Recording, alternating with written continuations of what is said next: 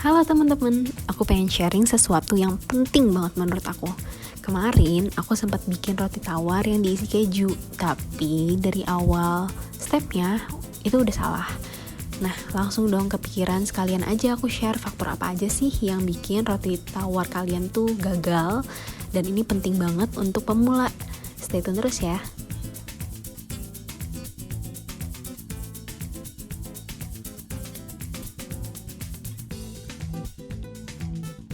Sekarang aku mau bikin adonan yudane. Adonan yang nantinya bakal didiamkan selama 8 jam di dalam kulkas untuk mendapatkan roti tawar yang super lembut dengan serat yang halus dan cantik.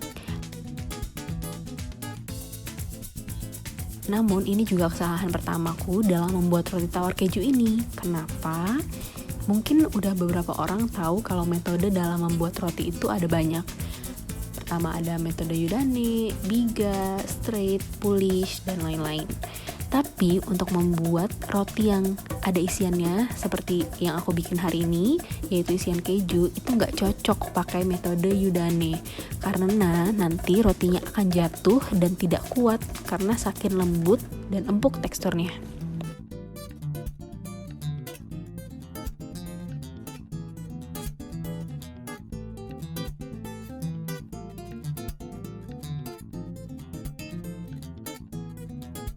Jadi metode yudane disarankan untuk membuat roti tawar yang tanpa isi ya. Oh iya, karena metode yudane cukup tricky, lebih baik yang harus diperhatikan sekali itu pengadukannya. Kalau mau membuat roti tawar dengan mudah dan tidak tricky, saranku pakai metode straight juga udah bagus kok. Mudah aja sebenarnya membuat roti dengan serat yang bagus, asalkan perhatikan ingredients dan cara mengkaliskan adonannya ya.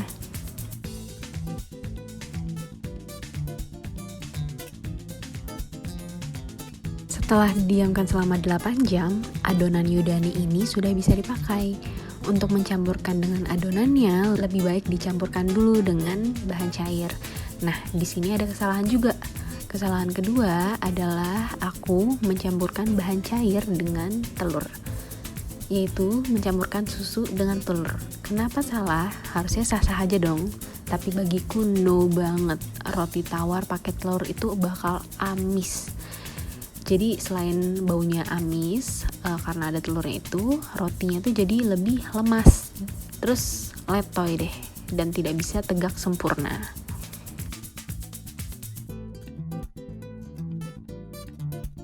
Nah, udah kelihatan belum kesalahan ketiga? Untuk kesalahan ketiga sebenarnya tidak sepenuhnya salah, yaitu mengoleni dengan menggunakan hand mixer. Untuk membuat roti tawar dengan hasil yang bagus, berongga, dan adonan yang kuat, aku tidak menyarankan untuk menguleni dengan hand mixer atau diuleni pakai tangan. Sebaiknya teman-teman pakai mixer roti aja ya. Namun kalau teman-teman gak berharap hasil yang sempurna dan yang penting jadi, ya gak apa-apa juga sih diuleni pakai tangan atau hand mixer.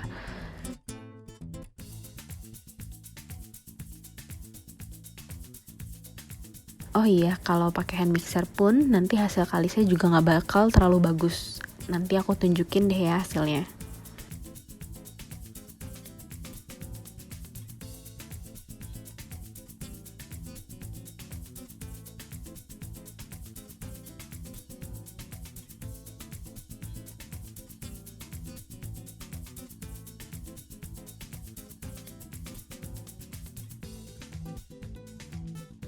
Karena hand mixer nggak ada tenaga bantingannya, jadi setelah setengah kalis, aku uleni pakai tangan dengan dibanting-banting sedikit.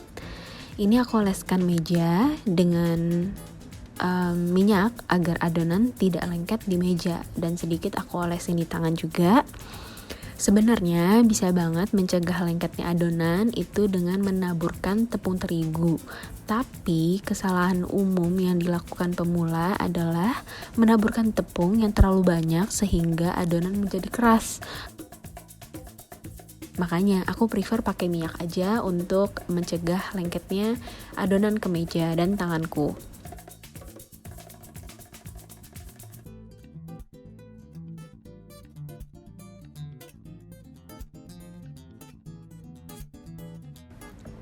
Lihat deh, adonannya sudah cukup bagus, sudah hampir merata semua bahannya, cuman belum terlalu kalis. Masih perlu diuleni lagi sampai terbentuk window pane. Di sini cara ngulennya seperti mencuci baju aja, dengan sedikit bantingan-bantingan. Karena sepengalamanku, bantingan ini malah yang bikin cepet kalis.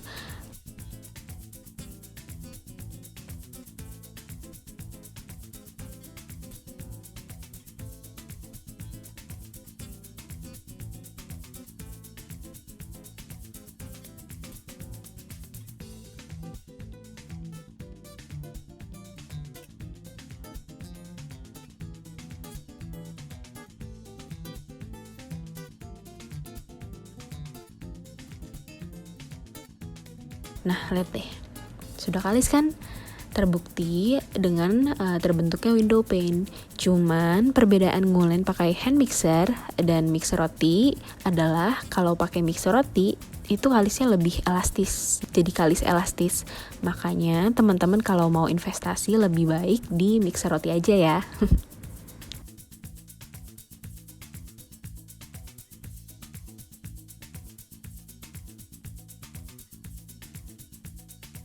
Karena sudah kalis, kita melakukan proofing yang pertama. Waktu proofing itu tergantung suhu udara di lingkungan masing-masing dan elastisitas adonannya. Kalau suhu udara di lingkungan yang panas, waktu proofingnya jadi lebih singkat. Idealnya sih 30 menit sampai 2 jam ya. Sampai adonannya mengembang 2 kali lipat. Kesalahan yang sering dilakukan di sini adalah memberikan waktu proofing yang terlalu sebentar atau terlalu lama, atau overproofing. Akibat dari overproofing, pori-pori roti nanti menjadi kasar dan besar-besar. Nah, pori-pori besar dan kasar ini bagus juga untuk beberapa jenis roti seperti roti burger. Kalau waktu proofingnya terlalu singkat, adonan jadi bantet dan tidak elastis.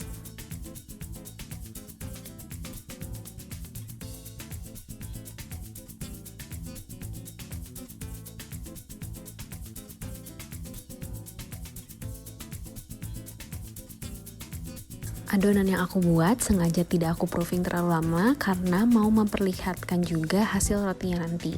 Di sini adonan aku gilas sampai tidak ada gelembung udara yang dihasilkan lagi.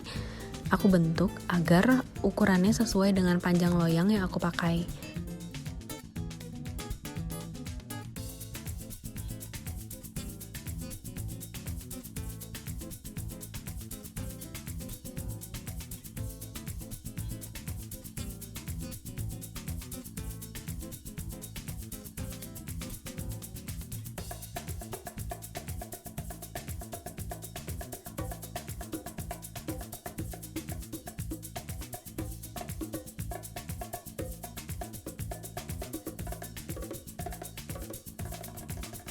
Adonannya aku isi dengan keju, dan keju yang aku pakai ini cocok banget untuk roti tawar keju ala bread talk.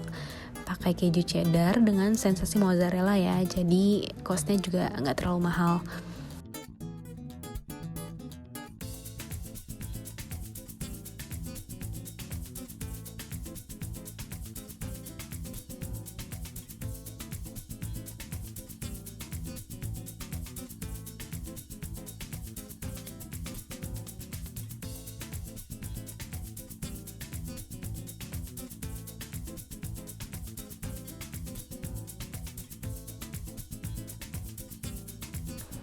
Setelah merata, adonan tinggal digulung aja deh. Tapi video gulungnya ternyata ke-skip nih teman-teman, maaf ya. Sekarang tinggal dimasukkan deh ke dalam loyang, lalu kita tutup lagi dan tunggu selama 30 menit untuk proofing kedua. Oh iya, aku rasa ini kesalahan juga, yaitu menutup adonan dengan kain. Ini kain yang aku pakai, kain bersih ya teman-teman. Baiknya menutup adonan menggunakan plastik wrap.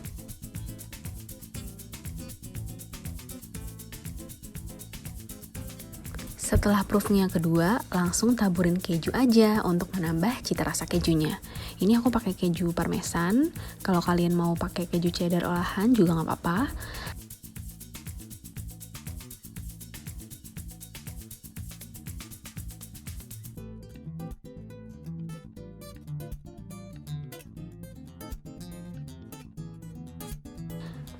Setelah ini langsung dipanggang aja deh di suhu 180 derajat api bawah dan 160 derajat api atas. Tapi ini tergantung oven masing-masing juga ya. Aku panggang selama 30 menit. Nah, ini kesalahan yang selanjutnya adalah api yang digunakan untuk memanggang terlalu kecil atau terlalu besar. Kalau terlalu besar, nanti permukaan rotinya jadi kering duluan. So, panas akan sulit masuk ke dalam adonan. Tanda roti sudah matang itu permukaannya agak kecoklatan ya. Kalau apinya kekecilan nanti coklatnya akan lama dan rotinya keburu kering duluan dan teksturnya akan lebih kering atau kurang moist. Nah, jadi deh rotinya, bisa dilihat ya rotinya. Cukup bagus untuk penampakan luarnya. Seharusnya rotinya didinginkan dulu, diangin-anginkan. Cuman mungkin aja kesalahan ini bagian dari kamu yang udah ngiler duluan dan pengen cepat-cepat makan rotinya. Ya, kesalahan yang terakhir adalah roti tidak melalui proses pendinginan. Jadi pas dipotong rotinya masih belum kokoh. Ini hasil roti gagal kali ini. Bisa dilihat ya, seratnya tidak terbentuk. Rongganya kecil namun kasar. Ini busted banget. Jadi kalau kalian mau bikin roti yang sempurna, hindari kesalahan-kesalahan yang udah aku jelasin di video ini ya. Dadah!